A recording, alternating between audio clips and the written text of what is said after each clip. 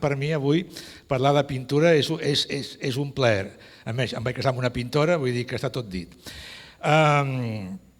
Tenim com a invitat estel·lar el senyor Ernesto Fontecilla, que es considera un pintor autodidacta i que va aprendre a base d'investigar amb llibres i anar provant. Va néixer a Xile l'any 38, és granadet, i es va instal·lar a Nova York l'any 67, amb una beca Fulbright, i des dels anys 70 viu a Barcelona, on es va instal·lar ja per sempre. Ha fet exposicions arreu del món, ha treballat de professor a les escoles Eina i Massana de la seva ciutat d'adopció, que és Barcelona, i s'ha especialitzat en el retrat i la figura humana. El treball sobre la llum, inspirat en Vermeer i el clarobscur, que otorga als seus quadres una atmosfera misteriosa i surreal, característica de la seva obra. Des de l'any 91, la seva feina ha pres un caire antropològic i experimenta altres formes d'expressió artística a partir d'investigacions realitzades a sectors marginals de Barcelona. És a dir, és un tipus de marc interessant perquè ens expliqui què fa, com ho fa i com veu el tema avui en dia de la pintura des de la seva vessant de professor i de pintor.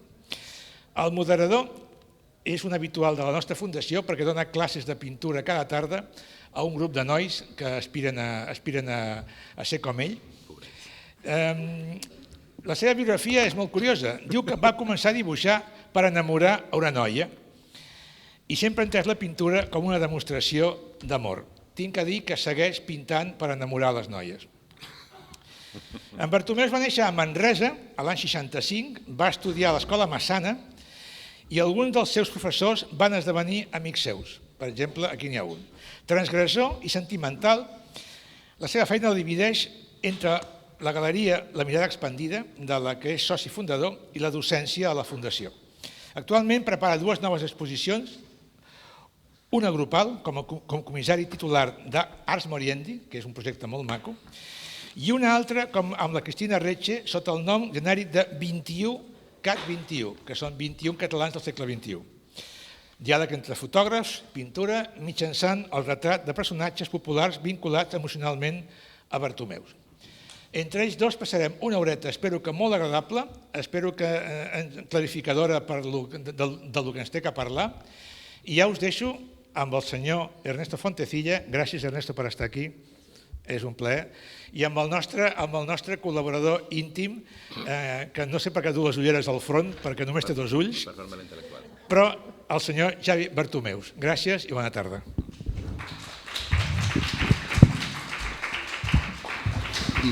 Abans de res, gràcies perquè avui fan un event cultural molt important i heu triat venir aquí. Avui fan el Barcelona-Cartagena, sembla que és, i ja em sembla.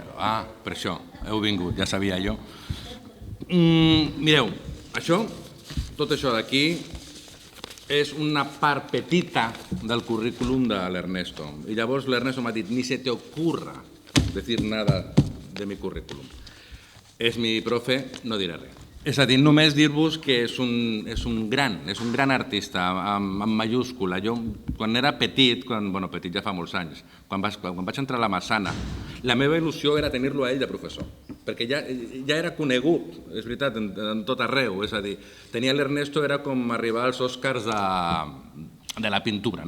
Jo vaig tenir la sort, o la mala sort, de tenir-lo com a professor, perquè em va trasbalsar i em va canviar absolutament tot el meu concepte. Em vaig donar compte que pintar no és ser un divo de l'art, sinó pintar és una tasca molt, molt profunda, molt seriosa, és tota una poètica, i que durarà tota la vida. Potser guanyes molts diners, o potser quasi sempre no guanyaràs un duro, i serem un petit comitè, una minoria molt petita. Però em va ensenyar, sobretot a mi i a molts, com a Antònia i a molts que estàvem allà, a estimar la pintura i a entendre-la com una part essencial de la nostra vida. Havia apuntat moltes coses, però realment no són massa importants. És a dir, una cosa que em va dir ahir, que em va fer molta gràcia, estàvem parlant, i parlava Ricard Reguant, que va estar aquí, parlava de l'art i parlava dels escriptors, dels actors, dels directors.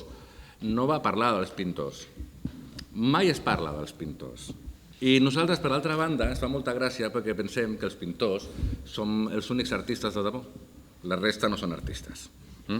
I aquesta és la sensació que tenim i d'alguna manera també me l'ha implantat una mica l'Ernesto. I estic segur que ara quan parli ell em dirà tot el contrari a el que acabo de dir. Però bueno, hi ha una frase que vull llegir d'un llibre d'ell que he llegit avui, que no la coneixia, pero así introduciré una mica el tema. La llegiré tal como está aquí.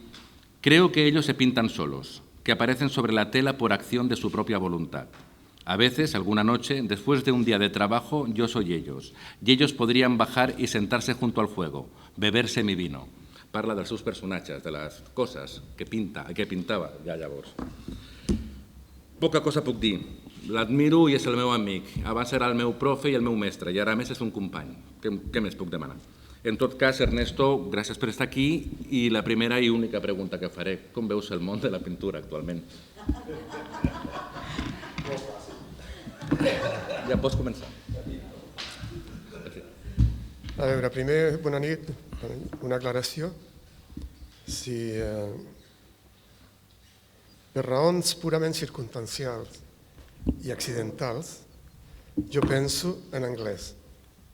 Quan penso en anglès. I quan tinc que comunicar-me amb el rest de la gent, amics, crec que la millor manera per a mi és la meva llengua materna, que és el castellà, la llengua de l'imperi, però passat a través de l'experiència llatinoamericana. Si jo parlassi ara com un xilè, no m'entendria res, perquè tenim no solament una fonètica diferent, sinó que una manera d'estructurar les frases diferent. El que vull dir és que si vull ser més o menys coherent, tengo que parlar en castellano. Pues sin ningún problema. Estoy absolutamente agobiado después de lo que he oído. Y lo que quisiera hacer ahora es ponerme mi abrigo e irme a casa. No, sí, agradezco un montón las cosas excesivamente elogiosas de Xavi. Yo lo quiero mucho, como a todos mis alumnos, siempre por una razón u otra, ¿no? He tenido una manera afectiva de ser profesor, más que una manera mental y puramente intelectual. Y eso me ha unido con la gente, me encuentro con alumnos por la calle y es un momento muy agradable. Pero es lo último, prometo, lo último que voy a decir de mí. Yo no voy a hablar de mí, voy a hablar de realmente el tema a que hemos venido a hablar aquí. No de la pintura en general, el mundo de la pintura. Yo creo que lo que interesaba desde el comienzo, y fue lo que entendí, era que tratáramos de localizar el tema de la pintura en Cataluña. Pero, como bien ha dicho Xavier, el mundo de la pintura en Cataluña no se puede en este momento, desgraciadamente, separar del mundo de la pintura en general, por varias razones. La más importante es la globalización del arte como discurso y además, y peor, la globalización del mercado del arte. Por lo tanto, en este momento un artista formado en Cataluña y trabajando en Cataluña es absolutamente intercambiable con un joven de la misma edad que está trabajando en Estambul. Y esto lo podéis constatar leyendo revistas y preocupándoos un poco a través de Internet de leer lo que se está haciendo en otras partes. Hay una especie de uniformidad de estilística y de lenguaje a la cual hemos llegado a través de dos vías, yo creo. La vía más importante ha sido el mandarinato que ejercen sobre el arte universal ciertas estructuras económico-sociales. Museos, galerías han elegido más o menos, o eligen más o menos, quiénes son los que deben estar en la cúspide de esta pirámide y los que estamos más abajo de la pirámide, pues somos los happy few, ¿no? Los felices, los pocos felices que quedan, que pueden gozar del sistema sin ser las estrellas luminosas. ¿Cómo se defiende uno? Bueno, se defiende bien o mal, depende de las personas, depende de la habilidad que tengas de autoproducirte y de proyectarte hacia la sociedad, ¿no? El que tiene menos capacidades para esto va a sufrir probablemente una marginación mayor que el que se vende bien. El que se vende bien siempre estará un poco mejor. Pero en este momento, de todas maneras, esta universalización del lenguaje artístico está probablemente llegando a un punto de saturación y es muy probable que haya dentro de poco o dentro de algún tiempo una vuelta de interés, un camino hacia atrás para volver a entender lo que realmente significa el pertenecer a algún sitio y tener una cultura detrás, y tener una familia detrás, y tener unos antecedentes detrás, y tener una genealogía personal detrás. Yo soy un emigrado, es lo único que voy a decir de mí, no voy a decir nada más, y como emigrado tengo la conciencia de la carencia de todo lo que significa para mí, en este momento, poder salir de aquí, irme al mercado central de Santiago de Chile a comer una empanada. No puedo hacer esto. No puedo hacer esto porque significaría no salir de aquí, sino salir de aquí, irme al aeropuerto, tomar un avión que se demora 12 o 14 horas de llegar a Chile y con una tarifa que no es como que uno la pueda pagar cada 15 días cuando tiene ganas de comerse una empanada, ¿no? Por lo tanto, uno vive la emigración, ¿sí? Y vivir la emigración significa aceptar ya tácitamente que uno va a estar, digamos que no va a tener tanto público cuando le toque hablar en una fundación, ¿vale? Significa que uno, por ser justamente un emigrado, no es pues la persona conocida, la que suena, la que está. Además, como decía muy bien, además soy un pintor. Es que es eso. Además soy un pintor. Claro, ayer escuchábamos que para montar, alguien preguntó, una pregunta que a mí me pareció interesante e importante, ¿cuánto dinero se necesitaba para montar un espectáculo teatral? Y hablamos de algo así como 400.000 euros. Un pintor monta una exposición probablemente con 1.500 euros.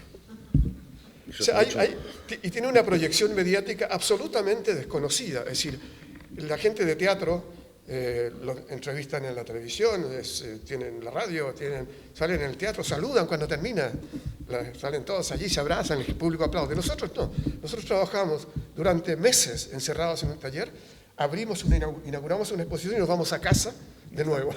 Y no pasa nada. Nadie aplaude, nadie en los diarios cae de vez en cuando. Sí, yo tengo un dossier de prensa en mis tiempos de actividad. Bastante bien. ¿Por qué? Porque había 3 o 4 críticos que yo les interesaba. Pero nadie más. Seamos realistas, nadie más, ¿no? Y mis críticas siempre empezaban así. El pintor chileno fincado en Barcelona. Y esto a mí me repateaba. Yo decía, llamaba al crítico y le decía, ¿tú crees realmente que a Picasso lo habrían considerado un pintor español afincado en París? ¿Alguien se habría manteniendo todas las distancias, alguien se habría atrevido a decir eso? ¿No? No, yo no soy un pintor chileno afincado en Barcelona, yo soy un pintor chileno, punto. Afincado a donde le dé la gana afincarse, sin necesidad de que le den permiso para afincarse aquí o allá. ¿Sí? Ernesto, una pregunta. Dime. ¿Peca Cataluña de provinciana? Bueno, yo creo que sí, totalmente. ¿Tú qué quieres? ¿Hundirme, amiga? Ya tengo una situación complicada. Un poquito más. No, a ver, yo creo que en este momento, excepto Nueva York, el resto del mundo es provinciano. Quizá Berlín está empezando a decir algo. ¿Qué quiere decir que sea el resto provinciano? Que están por sus cosas. Ya. Claro, yo una vez hablé, cuando vivía en Nueva York, hablé con un chico de allá y le dije, bueno, es que qué ciudad fantástica. Y me dijo, sí, el único problema que tiene esta ciudad es que está en Estados Unidos. Si estuviera en el medio del océano sería la maravilla, pero como está en Estados Unidos tenemos que tragar, bueno, en fin. Nadie está contento, ¿no? No, yo creo que Barcelona, Cataluña tiene una historia detrás suficientemente densa como para no poder decir que es provinciano. Es decir, yo creo que hay no solamente una historia potente, sino que yo creo que hay un momento potente de actividad. Si yo esto lo constato a través de las cosas que veo y a través de las cosas que vi cuando era profesor. Yo creo que es lo mismo. Yo creo que un profesor en París se va a encontrar con gente igual que la de aquí. No va a encontrar gente mejor porque viven en París. No lo creo, ¿no? Creo que el problema está en otra parte. Por ejemplo, si yo tuviera que hablar de la pintura catalana en este momento, o en este momento, o en periodo histórico reciente, yo haría lo que he pensado hacer después respecto a la pintura. Yo haría un viaje hacia atrás. Me interesan mucho los aspectos genealógicos, la manera de donde las cosas salen, de dónde salen. Y cuando uno piensa en la pintura catalana, y nos vamos al románico y al gótico, es completamente europea. Son los movimientos románico y gótico de toda la Europa cristiana, evidentemente. Si seguimos más adelante y vamos pasando a lo largo de la historia, después llegamos al siglo XIX, Nonell y Casas, grandes pintores, no son específicamente catalanes. Tienen una influencia grande de París. Seguimos hacia adelante y llegamos a Tapies. Tapies no es un pintor puramente catalán, es un pintor formado en París con los pintores de la Matière, que se llama Le Peintre de la Matière, que era un movimiento muy potente en el siglo XX, al comienzo del siglo XX en París. Y él allí entiende ciertas cosas, vuelve y hace una obra que evidentemente es de aquí, porque la hace aquí. Pero nada más. Porque la hace aquí. De la misma manera que yo considero que toda la obra que he hecho yo aquí es de aquí porque la he hecho aquí. Pero yo no creo que haya características determinadas que yo pueda decir, esta es la pintura catalana. No, no. Creo que en Europa, sobre todo, el trasvase de influencias ha sido tan permanente. Pensad que los jóvenes catalanes que podían pagarse una estadía fuera, se iban a París. Se fue Miró a París, se fue Tapies a París, se fueron todos a París. ¿Por qué? Porque en ese momento Barcelona era una ciudad aún sin el auge probablemente que obtendría poco después, y para formarse como pintor había que ir a la capital de la pintura, que era París. Después, todos los demás se han ido a Nueva York. Pero hasta Tapies iban a París. Después todos se iban a... ¿Por qué? Porque Nueva York es donde uno se pone el barniz que lo hace ser contemporáneo, con un poco de suerte vanguardista.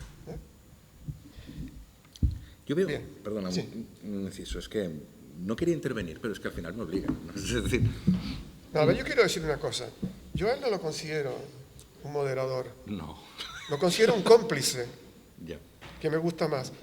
Me Esto gusta quiere más la decir que frase. todo lo que yo diga, él tiene la culpa también.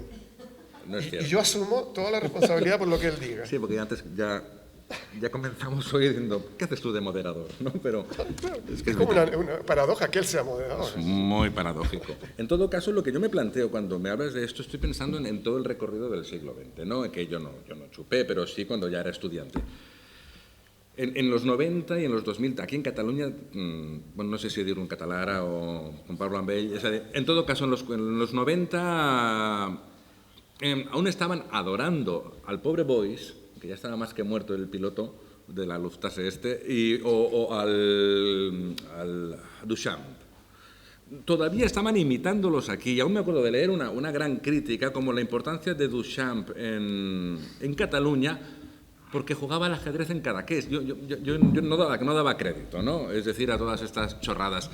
No de los autores, me refiero de este mimetismo casi fanático, ¿no? Del conceptualismo, que cierra la puerta a la pintura. De repente luego nos bombardean con imágenes prontas de Internet, en que todo es válido, cualquier imagen rápida, espectacular, trabajada con Photoshop, etcétera, etcétera, son válidas. Llegas a pensar que somos una especie de rara avis, que ya no interesa a nadie. Bueno, a ver, aquí en primer lugar hay una anomalía en esto que está sucediendo. Esto que está sucediendo es anómalo. Eso es la palabra. ¿Por qué? Porque si leéis la lista de aquí, en la lista de aquí se habla de teatro, se habla de música, se habla de cine y se habla de literatura. No se habla de cosas específicas, actividades, se habla de generalidades. O sea, aquí tenía que haberse hablado de qué, artes plásticas o artes visuales.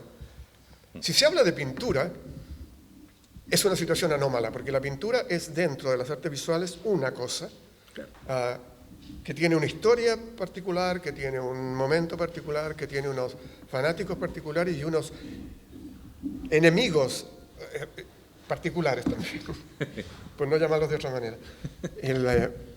¿Qué pasa con la pintura? Perdona. Sí. ¿Qué pasa con la pintura? Cuando yo soy arquitecto de formación y fui accediendo a la pintura por amor a la pintura. Yo me hice pintor por voluntad y por deseo, no por vocación ni por talento, por voluntad y por deseo. Yo veía la pintura en un país donde la pintura no existía prácticamente. En el Museo de Bellas Artes de Santiago de Chile había una sala grande como esta, donde al fondo había un Rembrandt, que era falso. Pero esta era la sala preferida del museo, la sala fantástica, porque había un Rembrandt, que era absolutamente falso, porque bastaba, sin saber nada de pintura, de mirarlo, uno sabía que era falso, porque Rembrandt no podía ser tan malo. No había pintura, no había pintura. Entonces uno veía las revistas, cogía el Connaissance des Arts, cogía el no sé cuánto, las revistas, y veía la pintura y decía, Dios mío, a ver, ¿qué significa ser arquitecto? Con una familia pobre, porque mi familia era pobre. No porque fuera necesariamente pobre, sino porque mi padre nos empobreció. Una familia pobre. Yo no iba a tener, por lo tanto, un estudio de arquitecto y dinero para hacer mis primeras obras. No, iba a tener que ir a trabajar, y fue lo que hice, a trabajar con otros arquitectos. ¿Qué pasaba con esto? Que uno terminaba harto de los arquitectos, porque lo trataban muy mal, le pagaban mal, tú diseñabas y tu nombre no aparecía por ninguna parte. Yo decía, arquitecto, no quiero ser arquitecto. ¿Por qué estudié esto? Lo estudié porque no había ninguna guía vocacional y por lo tanto había que hacer algo, y a mí me interesaba la arquitectura como tema abstracto, porque nadie no sabía muy bien lo que era. Bueno, la cuestión es que, claro, veías la pintura y decías, si esto es lo que yo quiero hacer, yo quiero pintar. No tengo la menor idea de si tengo talento o no, me da lo mismo. Esto es lo que quiero hacer. Es como cuando uno se enamora de alguien y a lo mejor ese alguien no le hace ni caso a uno, pero uno dice, pero es que voy a insistir, porque realmente es que quiero terminar por el que se enamore de mí. Nunca ocurre, pero uno en esa lucha se hace fuerte y se autoconvence, que es lo más importante de todo. Se autoconvence. Y yo me autoconvencí de que iba a ser pintor. Porque ¿qué significa todo esto en el fondo? Quería llegar a lo siguiente. Cuando empecé esta búsqueda, digamos, no tenía idea de lo que era la pintura, ni idea.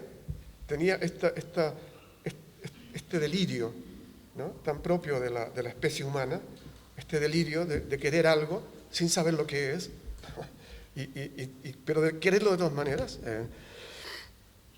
Empecé a indagar, empecé a pensar, a ver. ¿A ti te han enseñado lo que es la arquitectura? O sea, tienes una historia. De la pintura no sabes nada. Ponte a pensar primero. Y empecé a leer mucho. Y curiosamente me encontré con una cosa que era importante encontrar. Me encontré con Noam Chomsky, que es un lingüista y un filólogo muy importante, uno de los más importantes en la actualidad, si es que aún vive, creo que sí.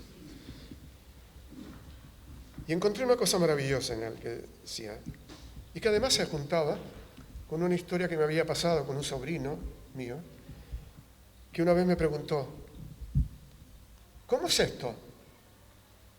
De que los niños chinos, en China hablan todos los niños en China hablan chino. ¿Cómo es que yo no puedo? Claro, ¿por qué no puede? Entonces, Chomsky lo aclara muy bien. Dice, los seres humanos tienen en el cerebro un dispositivo que les permite aprender el lenguaje. ¿Sí? Otros animales aparentemente no lo tienen. Si ese dispositivo no se activa, de alguna manera, se muere. O sea que si tú tomas a una persona, a un niño, lo metes para siempre en el silencio, le das de comer, la cuidas, pero lo tienes en silencio, sin hablar, se muere. El cerebro se atrofia y se muere. Esto se ha hecho, no hasta este punto, pero se ha rescatado a este niño en el último momento, ¿no?, en un punto. O sea que el lenguaje no es solamente algo que usamos, es algo que necesitamos para vivir. Y esto no es una cosa que el Homo sapiens lo haya tenido originalmente, es algo que se ha generado a través de la evolución. Entonces yo pensé, si esto es verdad, si cuando uno nace aprende una lengua, que es evidentemente la lengua materna, la que la madre le enseña, pero que también es la lengua del ambiente en el que uno vive, en el que uno se mueve, quiere decir que algo también hay en el cerebro que me permite crear imágenes. ¿Sí? Y esa pregunta tan complicada de resolver, ¿qué puede haber en el cerebro?, me llevó a meterme a estudiar neurobiología, a meterme realmente a estudiar sobre el funcionamiento del cerebro, un tema que es fantástico, porque uno se pierde, al principio no entiende nada, leyendo, después del cuarto libro empieza a entender un poco lo que significa el trasvase neuronal y las neuronas espejo y todo esto, ¿no? Que es muy complicado. Pero ¿qué quiere decir esto en el fondo? Quiere decir que así como nacemos con la capacidad de producir lenguaje, nacemos con la capacidad de producir imágenes. Lo que pasa es que no es vital esta necesidad. Y al no ser vital, se va quedando desplazada. ¿Sí? Pero si uno la quiere potenciar, la tiene y la puede potenciar. Entonces, a ver, si esto es verdad, hay un aspecto curioso, y es que no se sabe qué fue primero, si la imagen o el lenguaje. Aún se discute si hace 30.000 años, y un poco más quizás, no se sabe muy bien, cuando empezaron a pintar en las cavernas, en Chauvet y en Lascaux y en Altamira. En Altamira fue hace unos 13.000 años, pero en Chauvet es hace 30.000 años. Si en ese momento ya existía el lenguaje o no. Es imposible de saber, porque así como la acción de producir imágenes deja un recuerdo histórico, el lenguaje no lo dejó. Y como no hay ninguna, seguridad de que en ese momento hubiera lenguaje, porque no hay ninguna prueba histórica, ni ninguna prueba material de que el lenguaje existía, uno puede tranquilamente pensar que a lo mejor la imagen fue anterior al lenguaje. Si la imagen fue anterior al lenguaje, quiere decir que esto que yo y que Xavi nos metemos a hacer cada día en nuestro taller, y que Antonia se pone a hacer cada día en su taller, tiene más o menos 30.000 años de antigüedad. Y que empezó, además, antes de que empezara el lenguaje. Puede ser. Perdón. Bueno, es Navidad. Además, no puedo ni pararlo ahora. Perdón la interrupción, ¿eh? Sí, ahora a mí me encantaría, es una cosa que me encantaría, tener la llave del tiempo para poder ir con uno de ellos, con una antorcha, con un fuego, meterme en una caverna con este tipo, ¿no? que viene a lo mejor de matar 20 animales a los que pudo, porque las matanzas eran así un poco bestias desde siempre, ¿no? Los seres humanos desde que empezaron eran bastante bestias y hacían matanzas un tanto descontroladas. Entrar con él allí en la caverna y pintar esas maravillas que pintaba mejor que yo, pintaba mejor que yo.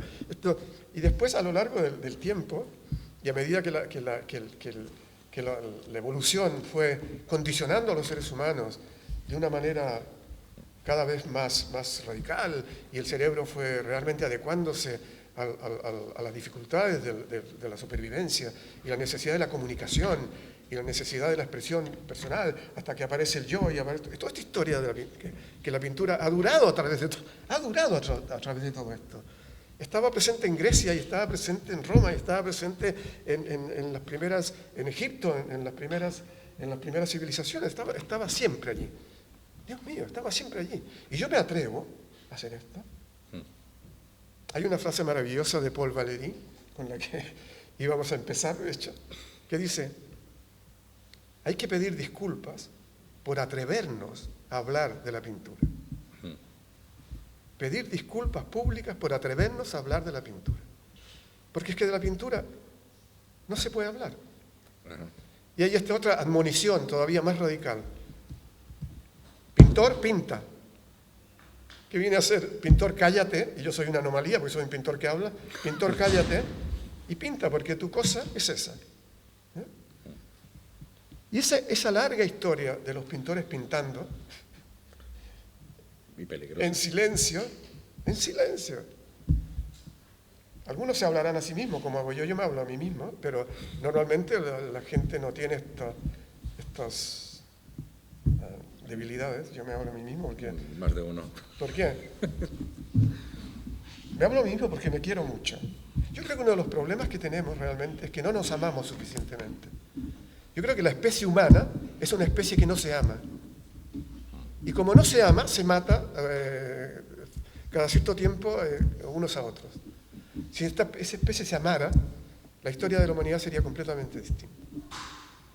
Fijaos que el narcisismo antropocéntrico, este absoluto delirio de lo humano, de ser el centro del universo y todo esto, ¿no?, que ha llevado a la humanidad a hacer cosas terribles, a eliminar animales, a crear, a destruir prácticamente el planeta. Es decir, ha sido este narcisismo la borrachera de la propia conciencia, por decirlo de alguna manera, ¿no? Y justamente cuando Xavi decía antes, los pintores somos aparte. Cuando uno lee la historia de la pintura, Dios mío, esa historia es sana. Sí. Es una historia sana. Puede que haya gente con un ego muy grande, ¿no?, como Picasso y como otros, muchos. Probablemente Tiziano debe haber tenido un ego enorme, también, ¿no? Pero es sano, es sano. No destruían nada.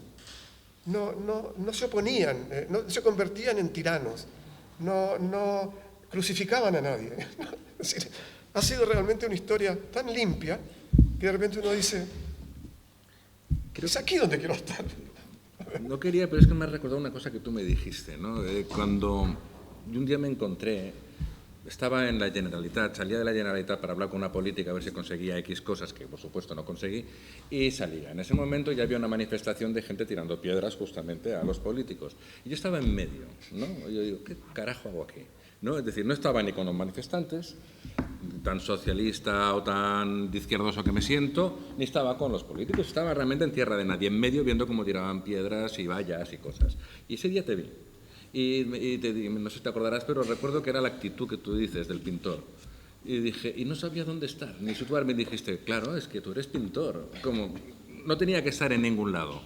Y eso es una cosa que yo aprendí de ti, ¿no? Perdón la interrupción, pero me has recordado esa actitud que tenemos, que realmente a lo mejor es eso, nuestra historia es la más sana. Mira, si realmente el arte se configuró desde las primeras épocas del Sapiens como algo que iba a sobrevivir en la evolución cultural de la humanidad, es porque servía para algo. Claro.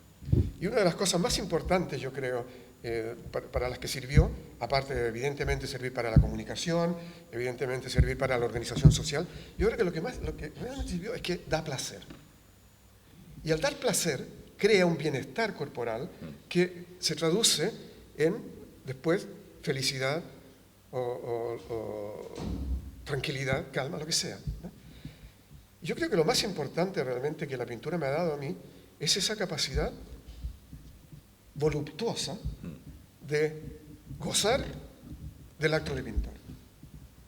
Y yo creo que toda esa actividad propia de la pintura, tan importante, queda oculta detrás de lo pintado. Y esta yo creo que la gran tragedia de la pintura es esa. La gente cuando va a ver pintura ve las pinturas, no ve lo que ha pasado antes. O sea, no lee porque no puede leerlo o porque no tiene ganas de leerlo, no lee lo que hay detrás. O sea, si uno va a ver a Tiziano y se queda solamente con lo que hay ahí, algo entenderá y algo y gozará probablemente, porque las formas y los colores producen un goce tremendo. Pero yo creo que hay otra cosa más sorprendente.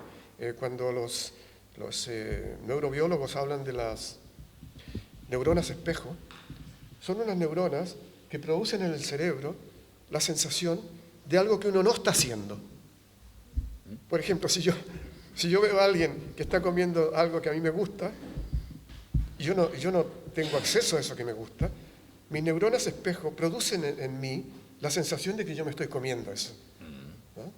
Y esto es real, han hecho un montón de pruebas. Sí. Por lo tanto, cuando yo veo un Tiziano, yo puedo leer todo el placer del Tiziano cuando pintó ese cuadro. Sí, es verdad. Eso es realmente la pintura, eso es la lectura de la pintura. No este objeto que ha quedado, que desgraciadamente se ha convertido en una mercancía, como cualquier otra, ¿no?, con una plusvalía, que diría Marx, como cualquier otra. Y es lo que llevó, además, este efecto de convertir las obras de arte en mercancía, fue lo que llevó en los años 70 a los movimientos más radicales antiobjeto, claro, por decirlo de alguna manera, claro, porque no querían ellos, con un buen sentido moral, no querían producir objetos que se convirtieran en mercancías. Claro. ¿Por qué? Porque odiaban el sistema de mercado. No el sistema de mercado, sino la manera en que el mercado nos convierte a nosotros en mercancía. O sea, uno puede muy bien pintar un cuadro y ponerlo en el mercado, porque si no, no vive. Y eso no es ningún problema. Ahora, cuando no son mis cuadros que se convierten que entran en el mercado, yo que soy yo, entonces el problema ya es muy serio. Porque hay un problema moral que puede realmente llegar a destruir una vida. ¿Sí? Por lo tanto, yo nunca he tenido ningún problema de que mi obra sea comprada por la... a veces quiero saber por quién, otras veces no quiero saber por quién. Da lo mismo. El tema no es ese. El tema es que yo no estoy en el mercado. Y eso quiere decir que si mañana a mí se me ocurre pintar de otra manera completamente diferente como yo quiera, yo soy libre de hacerlo. Y soy libre de dejar de pintar si me da la gana de dejar de pintar. Cosa que no ocurre cuando uno está vinculado con una galería que le está introduciendo las obras continuamente en el mercado y lo introduce a uno en el mercado. De manera que el galerista te llama y te dice, oye, tenemos 2 exposiciones en 2 meses. Dice, ¿estás loco? ¿De dónde voy a sacar yo la energía para preparar? Pero es que tú estás en el mercado. Dios mío, yo estoy en el mercado. Cuando yo escuché esto, rompí mi relación con la galería. Claro, yo no quiero estar en el mercado, por favor. ¿Ya? Yo me acuerdo, cuando me hablan así, me acuerdo del esclavismo. Es decir, cuando venían los barcos esclavistas al África a llevarse los esclavos y los vendían no sé dónde. Es un poco eso. ¿Soy yo esclavo de mi obra? ¿Termino por ser yo realmente el que se vende? No.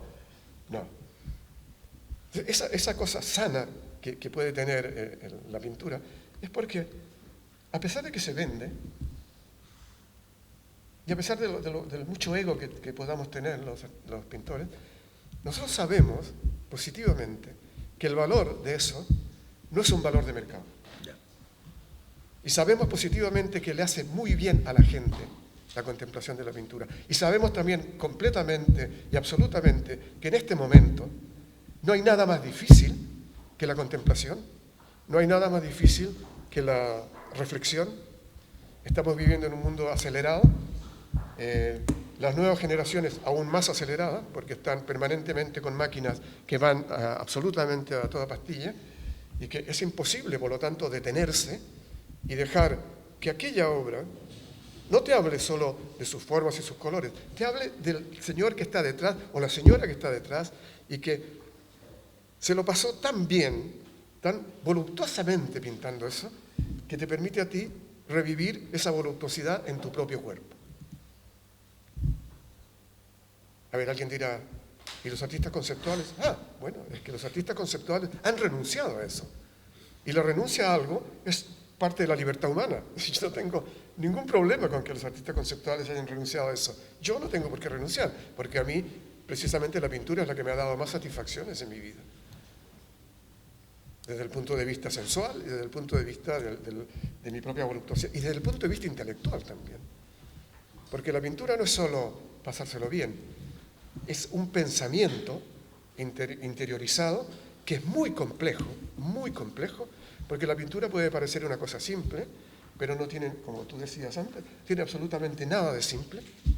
Es una verdadera máquina conceptual, un cuadro. Si un cuadro bien leído, debería uno decir, wow.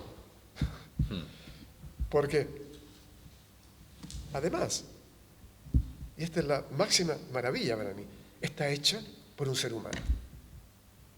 Cuando Sigmund Freud escribió sobre la humanidad y las vejaciones a la humanidad, las grandes vejaciones que la humanidad había experimentado a lo largo del tiempo, y dijo, Copérnico, porque el narcisismo antropocéntrico, el narcisismo de los humanos, pensaban que eran el centro del universo. Y Copérnico dijo, no, el centro del sistema solar es el Sol, no la Tierra. Y este fue el primer golpe violento al narcisismo. Y el segundo fue el señor Darwin, que dijo, no, es que no sois hechos por Dios. Sois un animal, sois el resultado de una cadena animal de evolución, es decir, dejaos de historias, ¿no? Y el tercero, claro, Freud,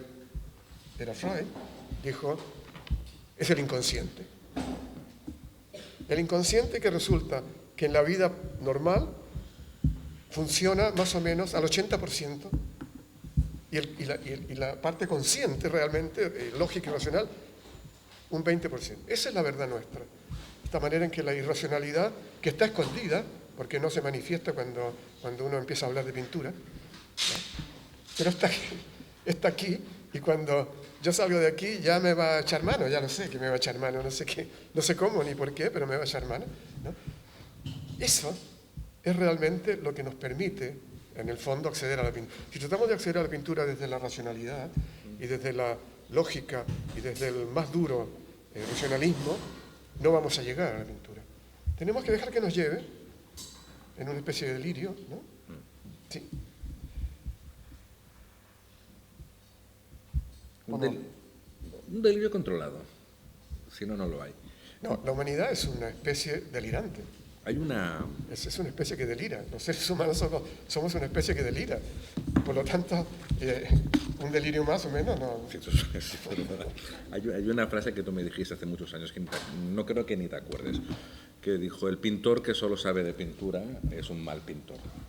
Y es una gran verdad, ¿no? Es decir, realmente hay que dominar muchos campos y dejarlos todos llevar y tirarlos a la basura a la hora de pintar. Pero ahí están. No sé, como ya es un poquito tarde, también me da miedo extendernos mucho. ¿Tenéis alguna pregunta? ¿Queréis preguntar algo? Si os apetece preguntar, aprovechar que está aquí Ernesto, que va a solucionar muchas más cosas de las que puede solucionar cualquier pintor.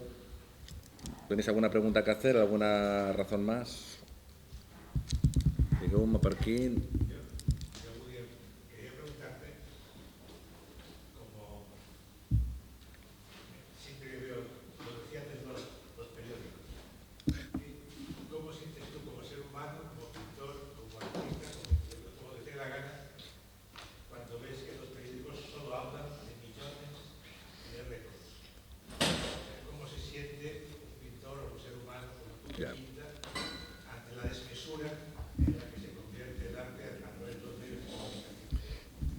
Sí, yo creo que no tenemos la culpa nosotros.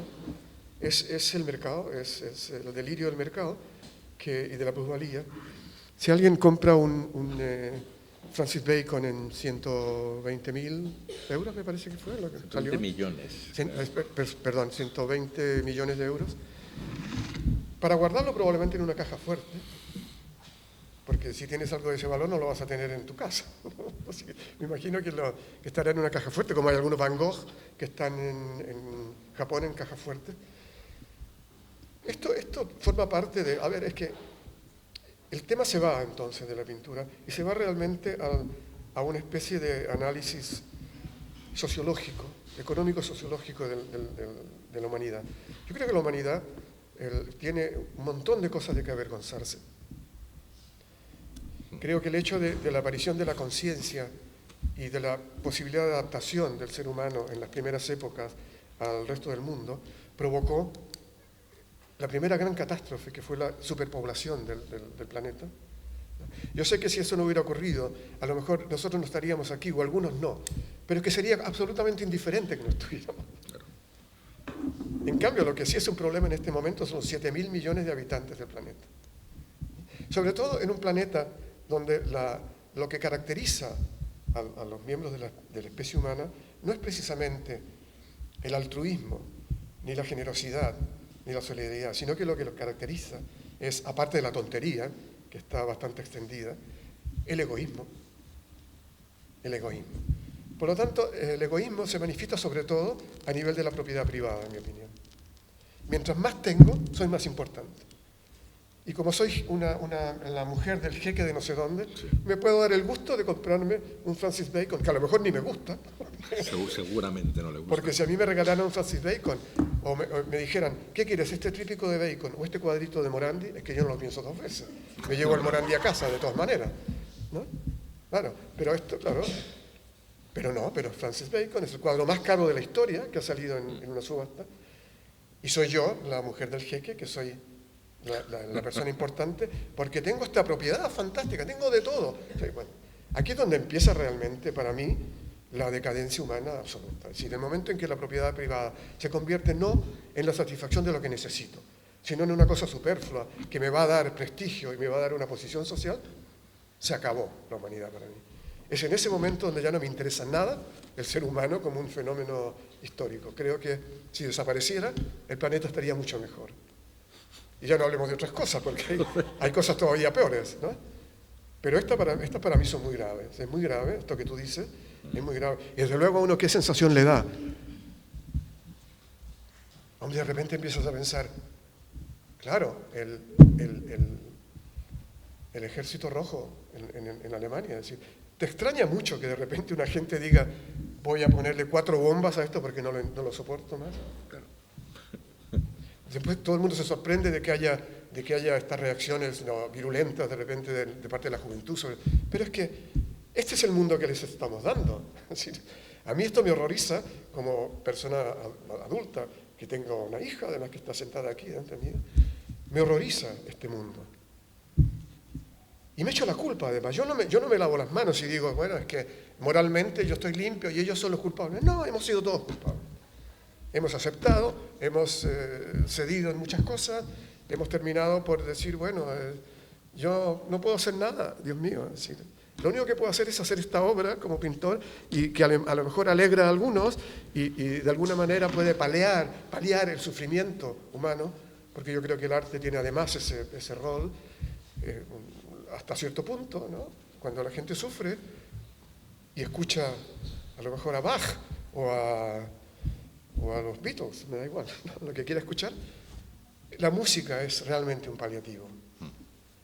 La música es un paliativo fantástico, te da calma y te produce satisfacción y placer. Yo creo que la pintura bien mirada también, y el arte bien mirado también, la literatura evidentemente, ¿no? Leer para mí, yo no podría vivir sin leer. No podría vivir sin leer.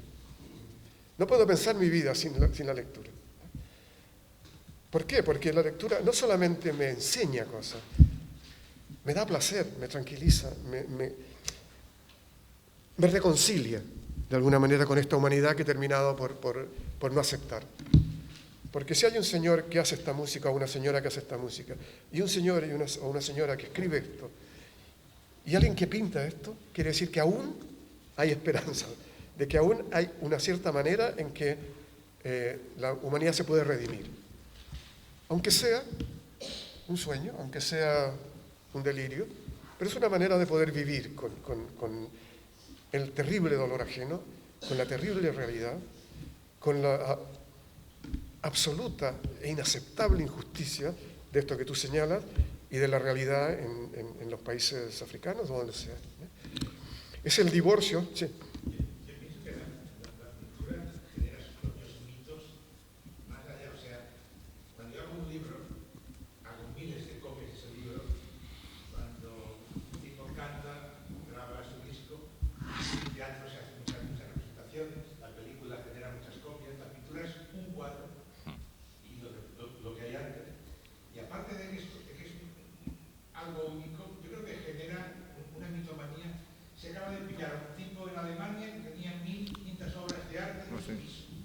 Los nazis expoliaron los museos. Los Monument Men acaban la guerra y buscan las obras de los nazis. Hay cientos de cuadros robados que algún día aparecerán. No aparecerán. Todo eso crea una mitomanía en torno a la pintura que no sé si la enriquece, la denigra, la alienta. No, porque es que no es culpa de la pintura, eso es culpa de la mitomanía de los seres humanos, claro, que convierten en mitos cualquier cosa. Un becerro de oro, es decir, cualquier cosa la han convertido en un mito y ya hay una admonición divina contra eso. No, tenéis que adorar los falsos ídolos, ¿no? Claro, es decir, pero esto no es culpa de la pintura. El pintor, yo creo que el pintor es una persona humilde. Yo te voy a decir por qué yo creo que el pintor es una persona humilde. Porque la pintura es tan endiabladamente difícil y uno que nunca está satisfecho. Uno termina algo y dice, está un poco mejor que lo de ayer, pero no está. Pero eso porque lo dices un escritor cuando no encuentra endiabladamente difícil escribir. Es absolutamente difícil escribir. Claro, cualquier cosa que los seres humanos hagan sin haber pasado por la vejación de las máquinas, aquí hay el punto interesante, ¿no? Después de las 3 vejaciones freudianas, que quedaron un poco... Ha habido otras vejaciones a la humanidad. Y la más importante de todas es la de las máquinas. Sí. Cuando aparece una máquina que corre más rápido que yo, que tiene más fuerza que yo, que puede pensar más rápido que yo, que calcula más rápido que yo, que cuando mi corazón falla se me mete dentro y me resuelve el tema. Resulta que todo lo que sea manual queda en una posición extraña. Como no está hecho por máquinas, sino que está hecho... Pero cuando una persona ve una pintura, dice, esto lo hizo Tiziano. En cambio, cuando uno tiene un ordenador o tiene esto, no tiene la menor idea quién lo hizo ni cómo se hizo. Tú puedes saber cómo pintó Tiziano, puedes saber, porque hay libros que te explican que ponía una primera imprimación de color, que dibujaban, que después empezaron a trabajar por transparencia, todo un proceso muy complejo, cuando digo que es complejísimo es por eso, ¿no? Lo estaba girando con la humildad. Decías, el pintor es humilde porque pintar es pintar en día, hablaban de difícil y no hay interrumpido, ¿vale? Entonces, pregunto, ¿por qué presupones que es más difícil pintar que escribir una sinfonía? No, yo te voy a decir por qué. Porque sí. No es que sea más difícil, es que yo sé lo difícil que es pintar. No tengo la menor idea cómo hacer una sinfonía. ¿Sí? Para mí escribir es mágico. Te digo, soy un lector apasionado. Excepto para eso, me parece que no le cuesta, porque sabemos hacer cosas de escribir, pero que a él es un caso realmente de ostras, si le cuesta no se nota, ¿vale? Todos los que intentamos hacer algo nos cuesta muchísimo. Todos los que intentamos hacer algo un poco honesto, ¿no? Que digas, no tiro de tópicos, no tiro de clichés. ¿Por qué vinculas la humildad sobre todo al pintor? No, a ver.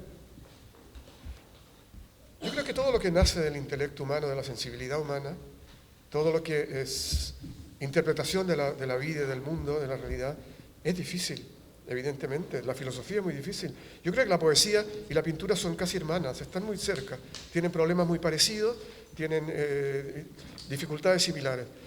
Y sí, claro, yo cuando veo, y lo veo, al Barça jugar, yo creo que lo que hace Messi en el campo es brutalmente difícil. Igual, tan difícil como lo que hacía Nijinsky cuando bailaba, o lo que hacía Pina Bausch cuando hacía su montón. En todo lo que es creación humana, hay dos aspectos. Uno, aparte del deseo y la voluntad, y el talento y la capacidad de hacer, que surge después de un trabajo muy prolongado y un estudio muy largo. Y por otro lado, la facilidad que se adquiere en el momento en que tú te apoderas del lenguaje, por decirlo de alguna manera. O sea, yo creo que alguien que ha escrito ha llegado a dominar el soneto, de tal manera puede ponerse a escribir una novela, y probablemente le salga una novela buena. Y al revés, yo creo que un buen novelista puede escribir poesía sin ningún problema, ¿no? Porque ha entrado en el lenguaje. Lo mismo que un pintor puede efectivamente hacer, además de pintura, ¿no? Puede hacer ilustración, puede hacer grabado, puede hacer escultura, si me apuras un poco. Quizá uno de los mejores escultores del siglo XX, del siglo XIX-XX, es Degas, que era pintor, ¿no? Por lo tanto, estamos un poco diciendo que todo aquello que surge de la exigencia de algún medio determinado al ser humano que está en el proyecto de realizar aquello, es difícil. Es difícil. La humildad, yo creo que la humildad llega por la dificultad de las cosas. Cuando tú dices, ponte a alguien como Fauré o como, ¿no? que es maravilloso, y de repente dice, voy a escribir, creo que escribió una ópera, pero supongamos que no la había escrito, ¿no? Dice, voy a escribir una ópera. Dice, bueno, yo he hecho hasta ahora romances, he hecho piezas pequeñas, cortas, de ocasión muchas veces. Soy capaz de hacer una ópera. Esto es humildad. Esta es la humildad. La humildad que cuando te enfrentas con algo que es más grande, te pone en tu lugar. No hay nada más apestoso que el que se cree que puede hacer algo así cuando no tiene la capacidad de hacerlo. Porque no ha tenido la humildad de decir, no puedo decir, antes de hacerlo voy a trabajar 6 años más y a ver si después lo puedo hacer. En cambio ahora estamos llegando a un punto en que la gente hace 4 cosas y ya cree que puede hacer la maravilla. No es verdad. Cuando hablo de humildad me refiero a ese punto en el que uno dice, bueno, ¿podré o no podré? Me voy a poner a ver si puedo. Y si no puedo, voy a trabajar hasta que pueda, ¿no? Pues a que se acerque. Hasta que se acerque al poder. Es decir, no llegamos. Sí. El solo hecho de hay una, sobre eso de la humildad que tú decías también, yo creo que un pintor, al menos en mi caso, creo que en el de todos, cuando hacemos un cuadro llegamos al límite de nuestra, para acabarlo es llegar al límite de nuestra capacidad, de lo que más, todo lo que sabemos, ahí está. Eso nos genera humildad, porque cuando lo ves piensas, qué asco, muchas veces, o qué carajo he hecho. Pero es el límite. Vas al siguiente cuadro para aprender un poquito más. Y vuelve a pasar lo mismo. Pueden estar bien desde fuera o sentirte más o menos satisfecho, pero creo que en el fondo al final sabes que tienes creo, no sé hasta qué punto una obra es importante. Es decir, si no, es el recorrido de las obras lo importante, todo el recorrido.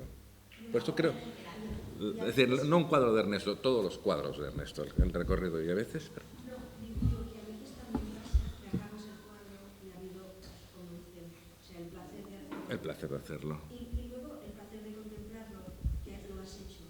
Y automáticamente piensas, bueno, ya, hasta aquí. Hasta aquí. El próximo ya no voy a, o sea, más ya no voy a poder. Sí, pero esto no es verdad, porque yo creo que uno va pasando de un cuadro a otro y va aprendiendo. Lo que aprende en un cuadro lo pasa al siguiente. Esto no se me ocurrió a mí, lo leí. Creo que era este escritor francés Pierre Michon, que él dice, de un texto al otro, yo aprendo de un texto al otro. Si del texto que viene después no se alimenta solo de mi experiencia, sino de la información que este anterior le otorga. Entonces uno eso no significa una mejora, digamos, de manera automática, como si fuera un... No, pero lo que sí es, evidentemente, se va creciendo en complejidad. De manera que uno es capaz, por lo tanto, de abordar un proyecto más complejo. Porque se va sumando la complejidad. Nunca vas a estar seguro si vas a poder cumplir bien ese proyecto más complejo. Puede que te equivoques, que no llegues, pero de esa falla, de ese fracaso, pasas al siguiente. Y si el siguiente también es un fracaso, pasas al siguiente. Es decir, los fracasos enseñan más, a veces quizá más que las cosas conseguidas, ¿no? El que al primer fracaso dice hoy no puedo más, bueno, se había equivocado de vocación, porque la pintura es terrible. Si uno quiere llegar allá como cualquier otro arte, ¿no? Quiere llegar allá y no llega. No llega. Uno es muy ambicioso. No ambicioso en el sentido ni monetario ni social, sino ambicioso con uno mismo, ¿no? Yo tengo la ambición de llegar lo más lejos posible que yo puedo. Pero hacia los demás o hacia ti mismo. Porque claro, muchas veces yo como contemplando el cuadro me gusta, me emociono con el cuadro. Pero todo lo que pretendes es realmente para ti mismo o para los demás. Yo lo que pretendo es llegar al máximo que yo pueda hacer, yo, en mi vida. Creo que mi vida es eso. Mi vida es llegar a la mayor expresión posible de lo que yo soy. Aceptando todo lo demás, aceptando las influencias, todo lo que sea, pero llegar lo más lejos posible de lo que yo soy. Y para eso me ayudo con lo que sea. Si hace un año atrás, claro, yo no creo, además yo no soy un pintor de 8 horas de pintura, llegar al taller y ponerme a pintar. No, a mí me viene por oleada. De repente puedo tener 6 meses fantásticos y me sale todo de maravilla y después me paso 6 meses que no me sale nada, que no quiero ni siquiera empezar a pintar. En ese tiempo, ¿qué hago? Cuando me pasó eso la última vez me puse a hacer marionetas. Y tengo un pequeño teatro de marionetas con lo que hemos hecho algunos espectáculos, que por cierto ofrezco a la Fundación Fabra cuando quiera. ¿Por qué? Porque en ese momento me apetecía eso. Y a partir de todo eso con las marionetas, resulta que algo me dijo, clic, aquí hay imágenes que están detrás. Y he vuelto a las imágenes. Pero cada vez que me meto en algo trato de realmente llegar al máximo que puedo. O sea, no me canso, no me acobardo, no me echo para atrás, no me pongo yo mismo razones para no hacer las cosas. Las hago. Exacto, claro. Es que la vida es sentimiento y emoción. Sin eso, olvidémonos.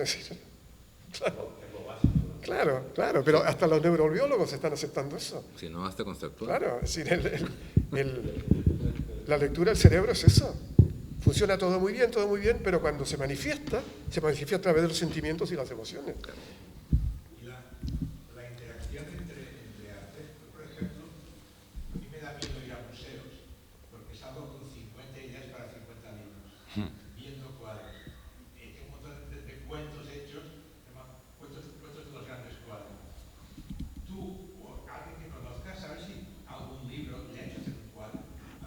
A mí todos. Es decir, a mí una vez me acusaron de ser un pintor literario. Me han acusado de este tipo de cosas, o ser un pintor excesivamente mental. Claro, yo, como soy un lector apasionado, si estoy leyendo de repente una de mis debilidades, que es William Faulkner, si estoy leyendo a William Faulkner, me vienen las imágenes, es decir, son tan fuertes sus imágenes que de alguna manera se proyectan hacia mi propio imaginario y lo impactan. Y lo mismo con Pascal Quignard, que estoy leyendo ahora, o con quien sea, ¿no? Intento leer los poetas chilenos para que me llegue alguna imagen chilena, porque si no me estoy quedando sin patria, ¿no? Pero claro, por supuesto, absolutamente. Y no solo eso, la música. La música. Claro, es decir, yo creo, no solo creo en la interacción de las artes, sino que creo que no hay arte posible sin el pensamiento inteligente de las demás artes. Creo que no es solamente un problema profesional, es un problema humano. Es decir, yo creo que lo que hay que hacer es tratar de realmente comprender al máximo todas las artes. Cómo se manifiestan, cómo se han generado, qué significan, cómo se proyectan hacia la psique y hacia la emoción, para poder vivirlas, porque lo maravilloso de las artes es que uno las tiene que vivir. No están ahí para ponerlas en un museo y ser más o menos visitadas cada cierto tiempo, están para ser vividas. ¿No? ¿Cómo consideras los grafitis? ¿Un arte? ¿Perdón? Los grafitis. ¿Un arte? ¿Por qué no? ¿Por qué no? Faltan los cómics. Ah, los cómics. Yo viví en un país y en una ciudad, en un puerto en el sur de Chile, hasta toda mi adolescencia, hasta la universidad, donde la cultura era inexistente, por decirlo de la manera más suave. No había televisión, por supuesto, no había ordenadores, por supuesto. ¿Eso qué había? La radio. Y curiosamente nos hacíamos nosotros las radios con la piedra galena, o sea, ni siquiera comprábamos radio. Y los cómics. La literatura y los cómics. Yo en esa época leí Chekhov, todos los rusos, Gogol, me encantaban, Dostoyevsky, esta locura. Y los cómics, yo coleccionaba los cómics y los empastaba, tenía volúmenes de cómics. Claro, yo llegué a la pintura por el cómic más que por la pintura. Y si alguien fuera astuto y viera mi pintura, podría decir, hay cantidad de cosas del cómic. Y claro, porque yo me formé visualmente allí. Y sigo comprando cómics y me sigue interesando y sigo estando al tanto de lo que ocurre con el cómic. Sí, claro, por supuesto. Puede llegar a la gente joven a través de la pintura de los cómics. Claro, Es lo básico. claro. También tiene su lógica que llegues por el cómic, pensaba, porque Claro. ¿qué chaval en su sano juicio viendo un Rembrandt dice, ay, yo quiero pintar como este señor? Eso No, no por tiene supuesto ningún no. sentido, Por ¿no? supuesto que no. Pero además piensa que en esa época, al no haber Claro, nada, es el acceso que tienes. porque en la ciudad por lo menos había un museo con un Rembrandt falso, pero es que donde yo estaba no había nada. Era un puerto de pescadores artesanos. El Rembrandt del Central Lux. Claro, los cómics eran el deslumbre. Además coincidió un poco con una época fantástica del cómic, mi adolescencia, porque hay época y época, pero aquella fue el boom de todos los Marvel y toda esta cosa. Es decir, ¿Ah? Y el gato Félix y la pequeña Lulú. Que luego pensé yo que el Kino, el Kino ha copiado. De alguna manera la figura, Claro. la Mafalda. La Mafalda. Yo pensé, digo, es la pequeña Pero- Mafalda. Es el mismo tipo de figura, sí, realmente. Bueno, pero el cómic es igual que la pintura, nos copiamos unos a otros. Sí, claro. Que yo llegué a la pintura por Harold Foster, ¿os acordáis del Oh, príncipe, Harold el Foster. príncipe valiente? El ¿no? príncipe valiente. Llegué por es que- verdad. es que yo ahora, a una yo quiero hora- dibujar como ese hombre. Aún ahora, cuando veo los dibujos del Príncipe Valiente, digo, oh, Sí, digo. no quiero verlo. No, Claro, una fantástico, envidia horrible, fantástico, sí, es verdad. fantástico. Pero ahora que hablamos de interacción entre artes, he hecho un impulso, mis dos neuronas en un espejo que tengo aún. Y me ha venido una película a la cabeza. ¿Tú has visto Cachimba? Cachimba. ¿No has visto Cachimba? Es una peli chilena que habla de un tío que descubre en un puerto de Chile lejano un pintor. Es que es como anillo de un pintor desconocido le quiere, de alguna manera, le quiere dar el sitio que él cree que merece, pero es como muy surreal, muy extraño. ¿No lo has visto? Cachimba. Cachimba. No la he visto, la buscaré. He visto varias películas chilenas últimamente y no he visto esta. Esta es chilena y va de pintores, o sea que... Y sale un cómic. Es que en Chile, que no es un país que haya producido grandes pintores, quizá Roberto Matas es la gran excepción, y quizá algún otro, pero no es un país que se distinga, digamos. Ha producido muchos poetas, tenemos 2 poetas premios Nobel en un país de mierda como que, ¿no? La pintura nunca ha sido el fuerte, digamos, de los creadores chilenos. Y esto es verdad, pero no es verdad, porque hay pintores menores que me encantan a mí. Hay el Eugenio Dittborn, que además escribía muy bien, que se iba al campo y pintaba el patio del gallinero de la casa de su abuela. Cuadritos así preciosos, de una sensibilidad. Claro, no es Roberto Mata, que pintaba sus locuras y era el súper surrealista, el más importante en un momento de la historia de él, ¿no? No, la pintura chilena además es humilde. Claro, así como los poetas no eran humildes, porque el Pablo Neruda era el tipo más insoportable, no tenía nada de humilde, ¿no? Y Gabriela Mistral era más humilde, pero menos también, porque hay un poco que leer sus cartas y no es... Y Enrique Lin, que es un pintor, es un poeta maravilloso, pero no son humildes, son guerreros. En cambio, los pintores no. Los pintores somos todos como chupados, ¿no? En Chile se dice que uno es chupado cuando es así, ¿no? Es que es un país de chupados. Ahora están muy lanzados porque están económicamente bien, pero espérate que les vaya un poco mal y les bajará otra vez el complejo. Un país acomplejado, ¿no? Los argentinos, cuando el equipo chileno iba a jugar a Argentina, muertos de hambre, nos gritaban. Como ellos comían bistecs y eran todos grandes, y nosotros todos enmirriados y así, ¿no? Sí, es un país un poco acomplejado, un país muy largo, ridículo, que además está a punto de caerse al mar porque hay una cornisa, un corte ahí a lo largo de los Andes, que cualquier día hace crack, y el país se sumerge. ¿Cuánto hay de esa costa como máximo de distancia? 4.000 kilómetros. 4.000 Una media de 200 kilómetros. Esa es la media. Hay sitios donde tiene 110, o sea que tú caminando llegas de la montaña al mar en un día. Hay terremotos cada 8,8. Además, es verdad. Además, tenemos la suerte de tener la falla del Pacífico allí, y cada cierto tiempo hay un terremoto que nos devuelve a la realidad. Porque... No, y curiosamente, a pesar de los terremotos, no ha habido pintores abstracto expresionistas. Sí, como que aprovechando el tirón. No se ha usado. Bueno. Lo que sí ha servido es para crear una extraña voluntad de supervivencia en el país. Yo recuerdo, después del enorme terremoto del año 60, que es el terremoto más fuerte que ha habido en la historia desde que se miden los terremotos. Desde que se miden. El 2010 fue el octavo. Sí. Bueno, es que siempre estamos buscando el récord, pero el de los años 60 fue el más fuerte. Llegó a ser el 9,5 de la escala de Richter, que de 10. Bueno, yo en ese momento era estudiante de arquitectura y nos fuimos a la zona del terremoto a trabajar para hacer un balance de cómo habían quedado las viviendas, un catastro de la vivienda para evitar que las casas se le cayeran encima a la gente. Un trabajo que fuimos a hacer muy majo. Pero no, lo curioso era ver a la gente con la casa caída en invierno, tapándose con cualquier cosa, cocinando. Habían sacado la cocina de la casa a la calle, estaban cocinando en la calle, y como nosotros estábamos haciendo trabajo, decían, ¿queréis comer, huevón? Porque, claro, andáis por ahí mojándote, pues, huevón, ven a comer un poco, que es la manera de hablar en Chile. Y sí, nos daban de comer, y si te descuidabas, te decían, te invitaban a cenar también, ¿no?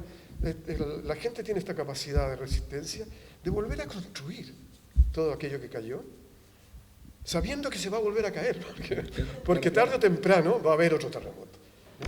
Y yo creo que eso lo he heredado yo creo que a mí se me ha venido el mundo encima varias veces en mi vida, y no ha terminado por aplastarme, porque, mira, golpes de Estado, problemas emocionales, es decir, y otras cosas que no tengo por qué explicar. De alguna manera uno dice, bueno, ¿y qué? ¿Qué?